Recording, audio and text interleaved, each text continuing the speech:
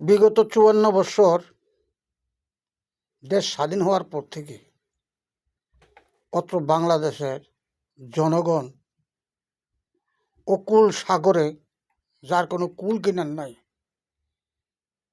অকুল সাগরে ভাসতেছে। কোনো কিছু নিরাপদ না, জনগণের কোনো কিছু কারো কাছে নিরাপদ না। যে যেভাবে পারে এইভাবে হরণ করে, সকালে আইন পাশ করে, বিকালে এটা বাতিল করে। তাদের আইন তারা নিজেই মানে না। আমার কাছে প্রমাণ আছে। জেলা খাগড়াছড়ির যুগ্ম জেলা জজ আদালত মাহমুদুল ইসলাম, উনি আদেশ করছে, উনি নিজের আদেশে নিজে মানে না। এবার চিন্তা করে দেখুন, আইন কি জিনিস এই ৫৪ বছর আমরা সাধারণ জনগণ ভোগ করেছি। সেইটাকে দূর করার জন্য, জনগণকে রক্ষা করার জন্য, জনগণকে শান্তি দেওয়ার জন্য, দেশের উন্নতর জন্য হাঁ ভোট দেওয়ার জন্য অনুরোধ করতেছে। এবং সরকার এটার পিছনে আসছে। বর্তমান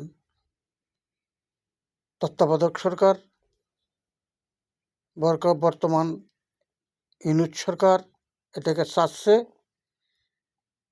অতীতের জোর জুলুম, অত্যাচার, নৈরাজ্য, অনবিচার, বেআইনি, মিথ্যা, বানোয়াট, জাল জালিয়াতি, ঘুষ, চাঁদাবাজ, আরও অনেক কিছু আছে, নতুন করে গঠিত করার চেষ্টা করার কারণে আজকে এটার বিরুদ্ধে লেগে গেছে কারা?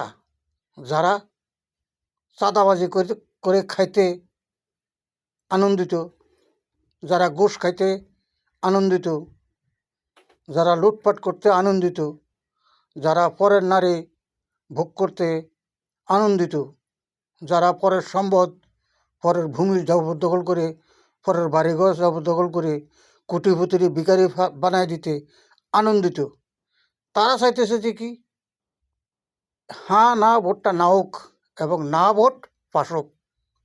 ওরাই চাইতেছে না ভোট ফাঁসক। কারা?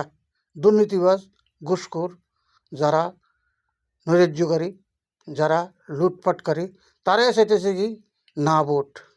আর হাঁ ভোটের পক্ষে যারা, তারা হলো অন্যায়ের বিরুদ্ধে, জুলুমের বিরুদ্ধে, ঘুষের বিরুদ্ধে, চাঁদাবাজের বিরুদ্ধে, নৈরাজ্যের বিরুদ্ধে।